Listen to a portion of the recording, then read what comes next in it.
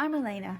In this video, I'd like to help you plan your trip to Hong Kong with suggestions of things to see and do, and some helpful tips which you tend to discover at the end of your trip and then wish you'd known right from the beginning.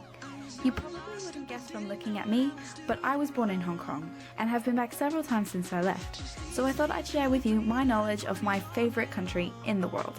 Let's get started! He was such a happy taxi driver. Anyway, there are 4 primary modes of public transport for a tourist in Hong Kong. The first is by taxi, which is inexpensive compared to most major cities around the world, and definitely safe to use.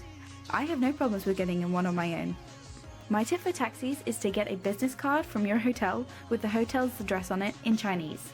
They usually supply these in reception, so that you can hand it to your driver whenever you want to go back. This resolves any problems with the language barrier. The second way is by bus, which I didn't take any videos of, so let's just assume you're familiar with buses, and I'll show you some videos of walking. I don't take the bus all that often when I'm there, but it's definitely the most scenic way to get from Central to the other side of the island in order to see Ocean Park, Stanley Market, and the Jumbo.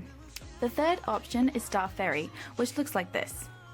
This is the best way, I think, to get across from the island to Kowloon, and vice versa.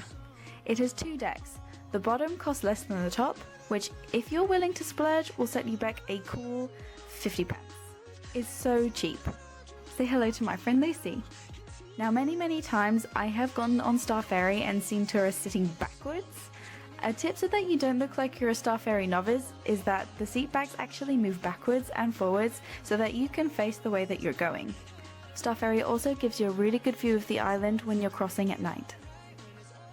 The fourth option is the metro, which is definitely easy to use once you've used it a couple times. You can pick up a metro map at the airport or at the metro station itself, so you can plan your stops in advance. It can be pretty packed during rush hour, so try and avoid those times if possible. The most efficient way to get around on all the public transport is to buy an octopus card. It's 150 Hong Kong dollars, which includes a 50 Hong Kong dollar deposit and 100 Hong Kong dollars to spend. You can buy it from any information booth in the metro station. You can use it on the metro, on buses, Star Ferry. You cannot use it for taxis, however. Whenever you run out of money, just head back to the information booth and top it up with any amount you want. At the end of your stay, you can then return the card to the information booths and they'll give you your $50 deposit back. In part 2, I'm going to be talking about shopping and the famous markets of Hong Kong. Such a tourist thing, and it's one of my favorite things to do when I go. Click on the link to go to my next video.